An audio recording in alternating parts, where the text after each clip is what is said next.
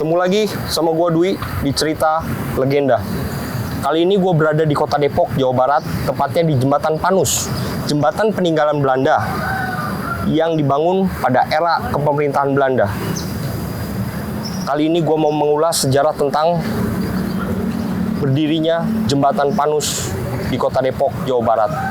Ikutin terus perjalanan gue di Cerita Legenda.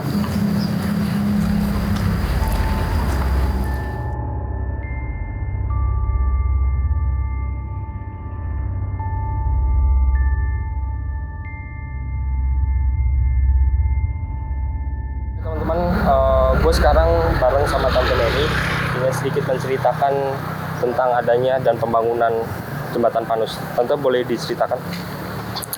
Ya, dulu yang kita dengar sejarah sih dari tahun jembatan ini dibangun tahun 1918 kalau nggak salah ya. Ya pada saat itu emang jembatan ini ya begitu masih seram ya. Banyak orang yang takut lewat sini karena hal-hal banyak ditemui mereka itu tentang yang terkenal Eti yang baju putih yang ya. Bernama Eti. Eti itu. Itu sosoknya noni Belanda atau? Iya, dia orang ini pernah pacaran orang Belanda dia. Tapi asli orang Indonesia. Iya. Jadi dia bunuh diri dia. Ya.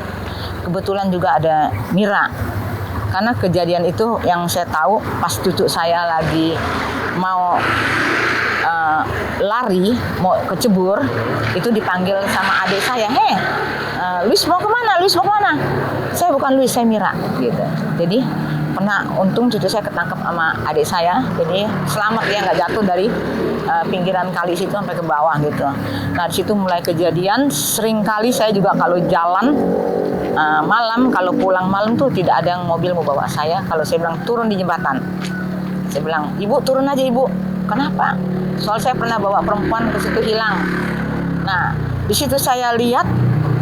Saya karena malam sendirian saya takut dong.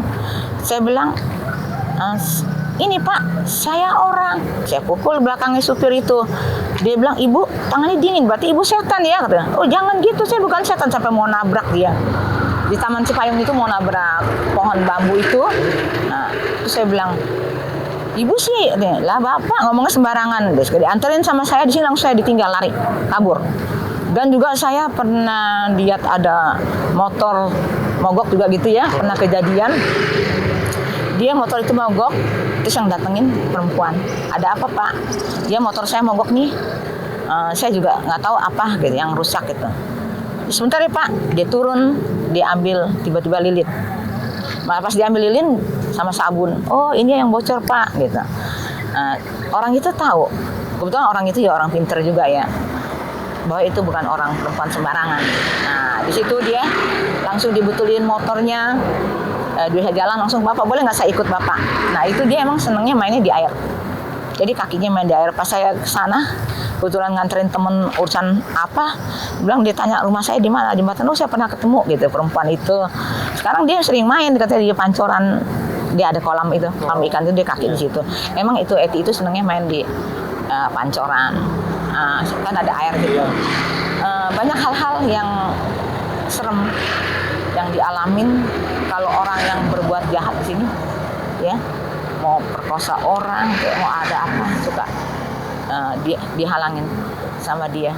Menurut warga sekitar, hal yang paling terseram, yang paling serem dialamin oleh warga sekitar itu kejadian apa Pak? Sering mobil tabrakan. Itu mobil itu tabrakan, dia lihat ada perempuan dan ada anak kecil juga 7.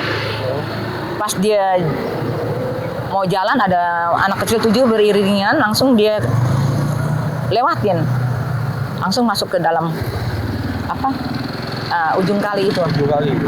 Orang Samudra itu saya pernah dengar, dan juga saya punya temen juga, papahnya pernah lewat, Mer, aku lewat jembatan kok.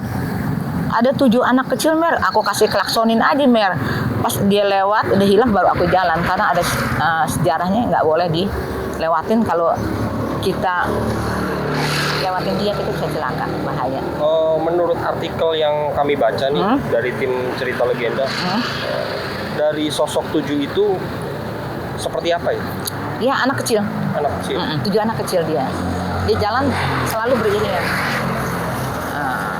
Karena saya juga pernah saat saya ngobrol, saya lihat ada anak kecil juga 7 di belakang saya, ikutin saya. Kebetulan Mata Langit juga bilang, ya emang ada Mami Mary itu, emang ada, saya lihat di situ ada anak kecil 7 katanya ikutin kita. Oke, ikutin terus perjalanan gua di cerita legenda.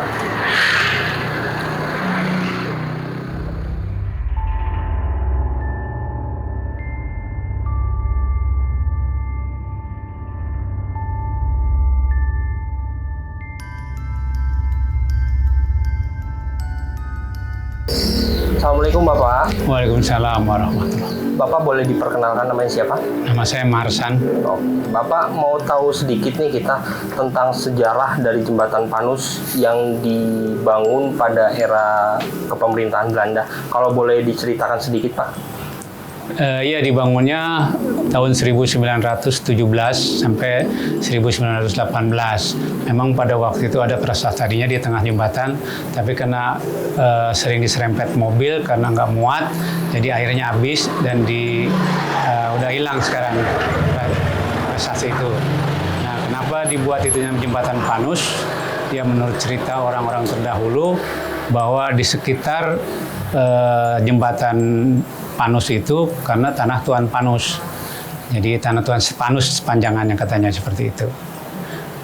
Jadilah namanya Jembatan Panus.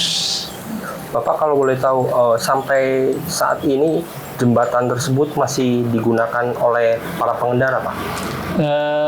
Tapi sebagian kecil, banyak kan kendaraan roda 2 aja, motor.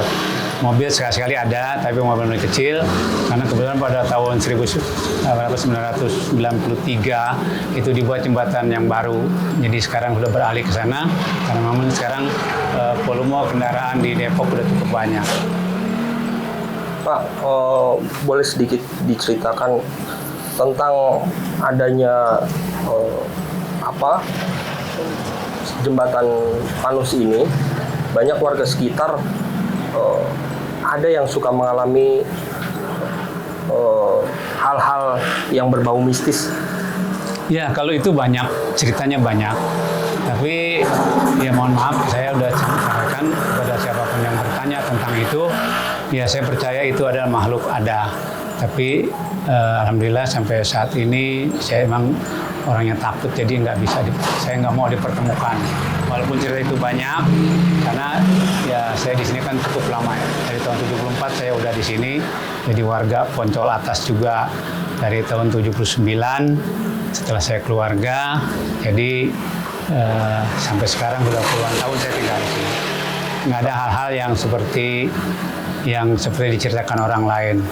Kecuali memang anak saya ya tahulah, kadang-kadang penampakan dalam foto itu memang suka ada.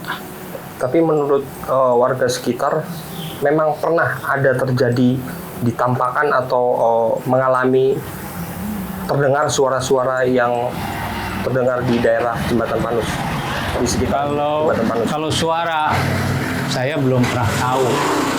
Tapi kalau misalnya makhluk ya penampakan itu ada biasanya ular gitu. Ular putih yang dipoto masuk dalam. Menurut sejarah dari awal pembangunan Jembatan Panus ini, ada sempat memakan korban atau memang real pembangunan seperti itu Pak? Kalau pembangunan saya ceritanya cuma nggak ada masalah. Jadi tetap aja bekerja. Cuman setelah jembatan jadi, tapi itu udah tahun kemarin ya, sudah dewasa, udah tinggal di sini. Kemudian saya di sini kan waktu itu sebagai petugas pengamat ketinggian air. Jadi kalau sekarang sih udah nggak bekerja lagi, tapi tetap tinggal di samping pos jaga atau di rumah dinas. Jadi memang itu ada kejadian-kejadian ya paling orang mau bunuh diri lah gitu. Karena beberapa kali saya juga ikut menggagalkan atau membantu yang udah kecebur, ada yang sampai meninggal. Walaupun pada waktu itu belum meninggal, tapi akhirnya meninggal. Tapi ada juga yang memang dia selamat karena dia nyebur itu pas yang, kalau saya bilang pas yang dalam gitu. Jadi nggak ada masalah. Bapak terima kasih atas penjelasannya Bapak. Ya, sama-sama. Assalamualaikum. Jembatan Panus, jembatan yang terletak di kota Depok, Jawa Barat, meninggalkan kisah misteri. Peninggalan yang dibangun pada era kepemerintahan Belanda membuat warga sekitar sering mengalami kejadian-kejadian aneh yang berupa sosok pasangan noni Belanda yang sering menampakkan di sekitaran jembatan Panus. Ikutin terus perjalanan gua di cerita legenda.